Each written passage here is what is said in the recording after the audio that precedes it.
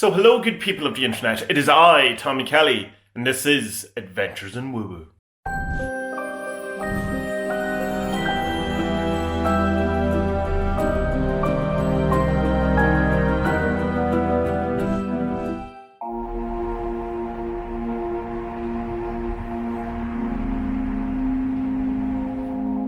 So a couple of days ago, what I decided to do is that I would take my sigil that I made for contacting my spirit guide, my helper guide, and place it on an altar, an outside altar. And this altar that I'm talking about, it's kind of on a four-way crossroads, but it's not, it doesn't line up exactly right. One of the crossways is slightly off, but it's the best I can find in my locality, or my locale, because all the rest, while there is some perfectly symmetrical four-way crossroads, they're very busy streets, and it's just, you're not going to be able to do anything there without being seen or interrupted, or people annoying you, or getting looked at strangely, which is just, I've enough problems trying to get away with people without going out of my way to try and, encourage people to interact with me. So when I put it out there, I put it on the altar, and I was just going for a walk with my dog. And by the time I came back, as I was doing a loop, it had gone, and that was great. That's it, released. It's out into the ether. It's it's activated. Beside it, there was a feather, and this I thought was a really good example of how you could see something that's been synchronistic, but not necessarily isn't, because it feels different. One of the other things I did for trying to contact my spirit guide was to put something on my vision board. And that is a picture of a woman who represents my spirit guide handing me a bird's feather. And so I could look at seeing that my sigil had gone, which was to get contact, and it was about confirmed contact with my spirit guide, and then I see this feather and go, oh well, there it is, there's my synchronicity. But it's not, because it didn't feel right. It didn't feel confirmed, it didn't feel magical. It just felt like there's a bird's feather, and it wasn't even lined up. It was just like it was a couple of feet away from the stone. You would really have to, in my mind, push it, or it would be a very tenuous connection whatsoever, and you'd be really looking for a synchronicity. And I think we kind of play the synchronicity thing and kind of put things together that aren't necessarily synchronistic. There has to be a personally meaningful, there has to be a connection, there has to be something, there has to be the glimpse of God to it, or the glimpse of the inner workings of the universe. And although I could make a case, and a good case, for the bird's feather being synchronistic because it was part of a working that I'm doing, it wasn't. And I just think it's something that we should be aware of. But apart from all that, the sigil did launch, and so I'm looking forward to seeing what kind of confirmed communication with my spirit guide looks like.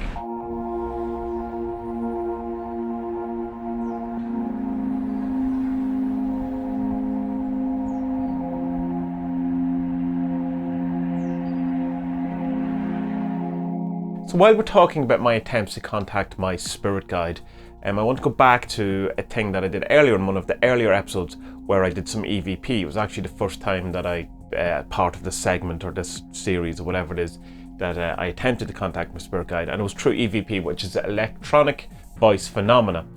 And I've kind of done a bit more research into it, because the couple of times I've did it, I've had zero results, and I haven't been using any post-processing. I haven't been doing anything fancy, or any kind of behind-the-scenes shenanigans, which perhaps an awful lot of these people who are doing it, particularly in the TV shows, may be doing. But what I came across is that there is a particular voice recorder that an awful lot of them use, and it's a Panasonic DR-60. And I went, well, I'll get one of them then. And I won't be getting one of them because the prices range from $2,000 to $2,500. They don't make them anymore, and because they've become so popular with ghost hunters and EVP merchants, the prices just skyrocketed. And I think even last year I was watching a YouTube channel called Huff Paranormal, which is quite good. Quality is quite good. You're going to either enjoy the content or you're not, as simple as that. And he got one last year like for $1,400. So you're talking a lot of money. And the reason why people are getting these things is because they are really good at doing EVP. And why are they really good at EVP? Well, there seems to be either they pick up radio transmissions, or there's some sort of modulation or oscillation that happens by the way that they work, that the preamps themselves cause some sort of distortion or kind of things. And there is a particular voice, it seems, that comes with these, a particular type of sound of voice. And it's extra special when that you get an EVP that isn't that voice. So you could go immediately and go, well, that's a sham, that's a hoax. There are all of these, it's just interference. But not everyone is getting the same interference, and it's not happening every time. It still can be quite poignant when it happens. It can be quite synchronistic. You can get some direct answers to actual questions. So even if it is random, it's still kind of impressive. But what is kind of came to my mind about it is it's not dissimilar to, people who use the Goetia or Goetic, or not just to pick on the Goetians, but is that how we'd say it, the Goetians? The St. Paul's first letter to the Goetians. Please stop doing that. But it's kind of like they would use the smoke of the incense as some way to allow the demon to, materialize in front of them. To materialize to actual physical being is a very rare event and not something that you come across too often. Now, there's a couple of people allegedly able to do it these days, but I personally have never seen it. So there is this idea that you have to give some sort of form or some sort of way for whatever you're doing or calling into being or trying to communicate with, to use as a way to manifest. So an awful lot of us say the demon is through the smoke, the incense smoke, the billowing of the smoke, or a mirror, or because you have the candles, say in a psychomantium, where you have the candles going, so that you're getting your mind kind of be, in a sense, I was going to say tricked, but that's not a good word, but malleable enough to be able to an image to be projected into these things. So perhaps the EVP works with these Panasonic DR-60s in the same kind of way, that it's allowing the spirit some sort of thing to be able to work with, rather than say me with my phone and first of all not explaining what I wanted, and also it mightn't allow for a recording to happen. So I think perhaps what I will do next time is that I will give it some sort of equivalent of the incense smoke that you would use in a goetic summoning, or like any of those type of things. And maybe use one of those ghost boxes, which is something that goes through the different frequencies of radios randomly, and to try and make some sort of coherent message. That would give it something to work with. That's used in divination quite a bit, and Robert Anton Wilson talks about flicking through the TV channels, asking a question, then flicking through the TV channels and getting the jumble of words to in some way answer you. And I kind of like that idea. It's the same as getting a book. Bowie did this for lyrics, but Burroughs did it, I think, for actual divination, where you would, and Bowie got it from Burroughs, I assume, and where you cut up random words from books or from newspapers, and then you cast it, and Bowie would make lyrics out of it, and Burroughs, as maybe I'm misremembering this, would have some sort of divination to it as well, perhaps even using as part of his writing, I don't know. So I kind of like that idea of having some sort of a scan through, say, radio stations of some sort of frequencies or stuff like that, in order to try and pick up something that would be relevant to the questions you're asking. Or if this is go with the woo-woo, to allow the spirits to have some sort of thing that they can work with to give the message across. So I just thought it was interesting that there is a particular kind of trade tool that these people are using. And if you watch any of the shows, like you have Kindred Spirits, which I've been watching a lot of, which I know they're all terrible, but it's the least terrible of them, or it's at least it's the least terrible to me. I've been watching a few others and they're quite bad, but that's what they're using in it, and that's what a lot of the YouTubers are using, and I'm pretty sure that's what they were using in Hellier, though I couldn't be sure. So that's what I'll do next time, so watch out for that.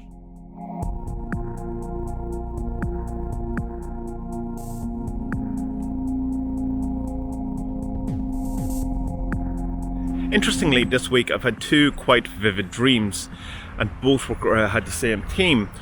Both were about talking to someone in a kind of a counsellor type way.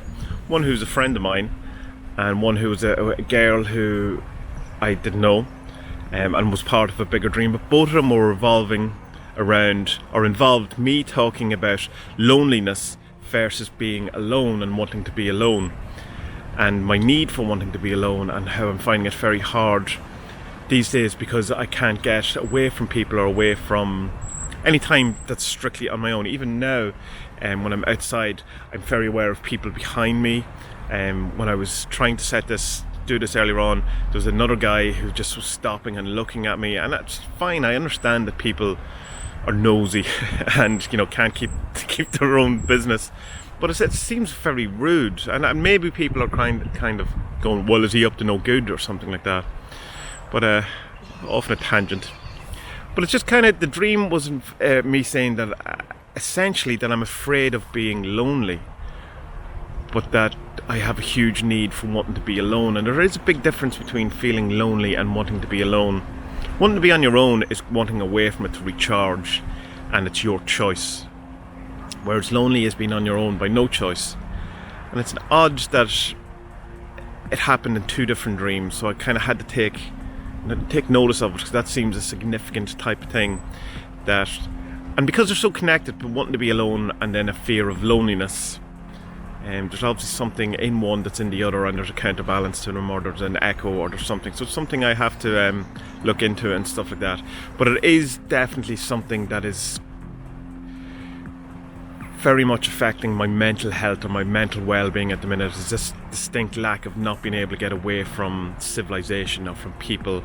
That even here, like I'm out here in a park, that like there's the cars, there's the people, there's all that. There's nowhere I can go where even for 20 minutes a day that I could be away from people, away from all of it. And like even I've gone out into fields, I've seen from other vlogs and stuff, and it's just, you just can't get away from it. And I suppose I could find somewhere that would maybe a few hours or drive away from me or something, but it's not something that's sustainable every single day.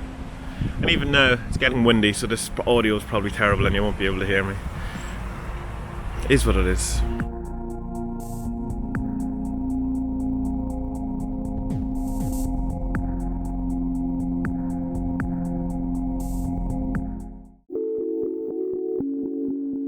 Hi, my name is Robbie LaLiberty, and I am the webmaster for chariotswheels.com. I'd like to take just a quick moment to thank Tommy Kelly for giving me this chance to introduce myself and my website to his audience.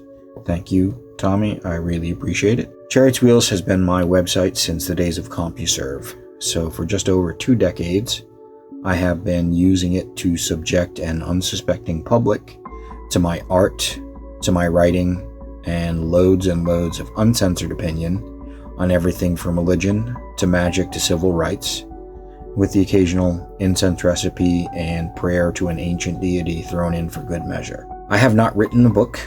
I do not have a Patreon account, but I am happy for every visitor that I get at Chariot's Wheels. And if you do stop by, please take a moment and say hello. Thanks again for your time today, and thanks for spending some of that time with Adventures in Woo Woo.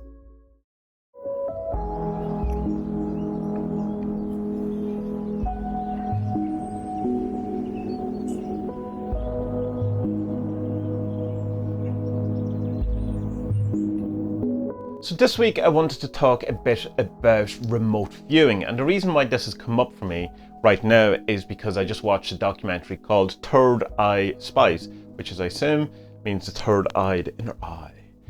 And it's really good and it's worth your time. It's not on YouTube or anything, it's a pay to see type thing, but all these things are worth your money, and I think you should support this type of filming, particularly if you have interests like this, because the more these are supported, the more they're made, and the better it is for everyone. I think it works out about something like $15 to buy it in HD. It's on Vimeo, iTunes, and Google Video and all that. Obviously, this is not a sponsored video or anything remotely like that. It's just something I enjoyed, and I think you should support it. There is also Rune Soup. Gordon over at Rune Soup did the latest podcast. Depending on when you watch this, it'll be a previous podcast on this entire documentary, and that's worth a listen to. All of the links and stuff will be in the show notes. So what is remote viewing and what is that documentary all about? Well, it's basically a bunch of guys got together and decided, for want of a better word, to see if they could test the psychic abilities, these people who believe that they could, see far off places or gain access to things, to information that they shouldn't be able to gain access to. So you have people like Russell Targ, Pat Price, Ingo Swann, Uri Geller is in it. And Uri Geller kind of has a weird kind of a place in this documentary, in that he definitely was a player, if you want, but he doesn't seem to be liked, and he comes across very strange. He comes across very, I don't know, as if he's playing a game, or as if, you know, someone who's deliberately trying to confuse the issue, or come across as a nice guy, or as if he's talking about something he doesn't know about, even though it's obvious he does know about it. He has a very weird quote in it where he talks about, I don't want to give too much away about the story if you don't know the actual story, but he talks about the CIA, and he goes, the CIA are not in the business of killing people, which ostensibly may be the truth. That's kind of the, you know, the CIA is, it's an intelligence agency and all that, but like, if you're in the kind of remote viewing world and you're watching these type of documentaries, it just seems like a very ludicrous type statement, given what we are told about the CIA. Like, I don't know the ins and outs of it, but the CIA certainly seem to have a foot in the world that might have something to do with, you know, assassinating people and those things. So it's an interesting kind of thing with Yuri. I think the full truth of Yuri will probably come out when he dies. It seems to me, and I was talking to my friend about this, Spud from the Comedy Cast. Check out his YouTube channel. It's nothing to do with conspiracies or remote viewing, it's all to do with stand-up comedy, but he's a good guy, so check him out. And we were kind of saying, I wonder what the story is, and we couldn't really work it out. And I suggest that maybe there is one of those secrets about Uri Geller that everyone knows in the circle, but no one talks about publicly, in the same way like, you know, you have your Kevin Spacey. Not to say that Uri Geller is in any kind of way a sexual predator or any of these things, but perhaps there's some equivocal kind of secret or thing that that people just don't want to, you know, associate with. Maybe it just kind of is as simple as it gives him a bad name. Like, you see him doing the bending and the spoons, and he's been on chat shows, and he comes across quite flaky, and maybe people who are serious about these things just don't like it for that kind of reason. But I don't know, he was definitely in this documentary to be made fun of, it seems, or at least in it kind of almost as if they were contractually obliged to have him in and they didn't want it. I don't know. But it's very interesting, and they seem to have got an awful lot of really good information, really good proof, and to have been up against it, you know, and like that if you look at this evidence, you would be hard pressed not to believe the truth. But in fact, even it's been said that if remote viewing was any other science or any other thing, that it would be accepted. But it's that whole thing of the fact that for extraordinary claims you need extraordinary evidence. And if it was any other thing, that there is enough evidence for it to be proved. But because it's ESP, we have to look further, and that's why it's not proved. Also, if remote viewing is true, it upsets the entire scientific community in many ways, because some of the premises on which science is based relies on, you know, the fact that there isn't ESP or any of these things. The big thing that I kind of liked out of it was that there was, and it's a good story, I've heard the story before. I was fairly familiar with remote viewing before I seen the video or the documentary, so it wasn't all new to me. Although there was a whole, you know, there was new stuff in it to me. It wasn't just going over, you know, rehashing old things that I knew. And it was this whole idea that they said that if remote viewing is true, why don't you, you know, do the stock market and stuff? Why don't you see it? If you can see the future, why not actually put, you know, your money where your mouth is? And it did, and they were successfully found out what I think is the price of silver was going to be for 14 consecutive weeks or whatever. And how they did it was, rather than trying to remote view the figure or how silver would do, excuse me if it's not silver, they would set up a thing that if silver went up, I will hold this statue of a duck. If it goes down, I will hold this bottle of champagne. And so they remote viewed that incident. So kind of one step beyond, if this thing happens, we will do this. And that's what they were looking for.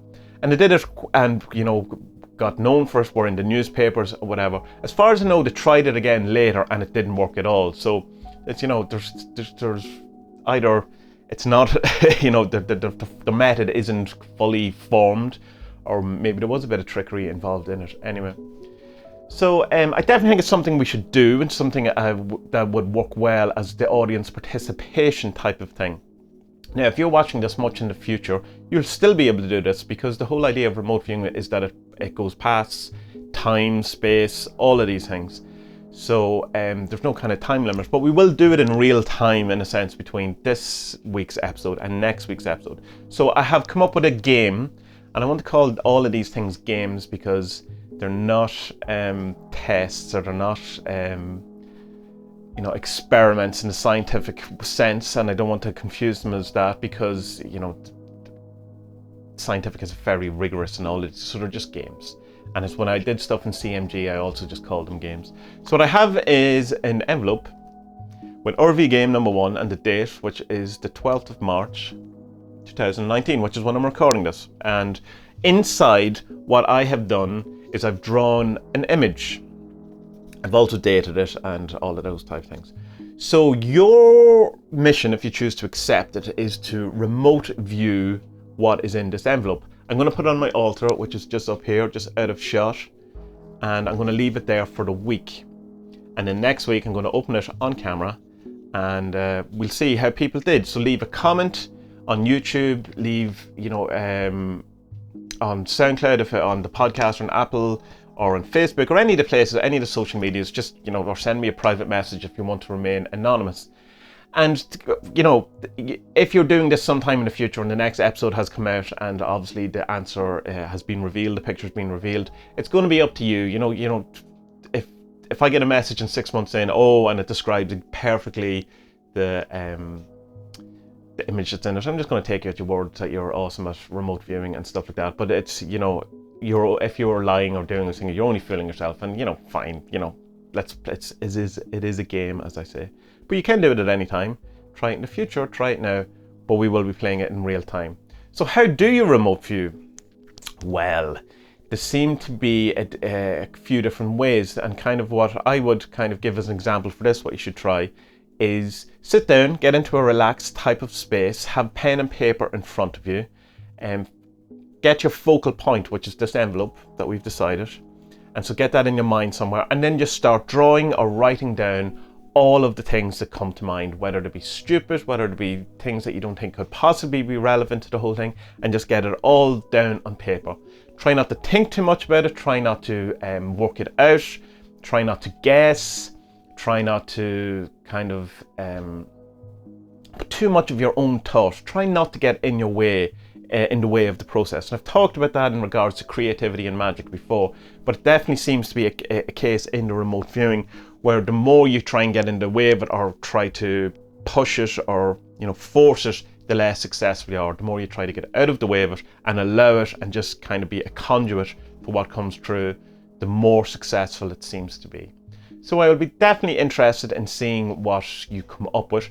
This is the most basic kind of version of the game that I can think of, but depending on how successful all of this is, I have a number of other games that I want to play, each getting a bit more elaborate and a bit more probably actual time specific and stuff like that. But we'll see how this goes. So please do leave your message in the comments below, or on social medias, or as I say, just message me in some way about what you got. What was your impressions of the image that is in this? And I'm not going to describe it in any way or give you any clues whatsoever. Send me your drawings, send photos of your drawings if you have some drawings, or just your general thoughts, and I'll go through them next week on the show and then reveal the actual image. So good luck, I'm excited about this.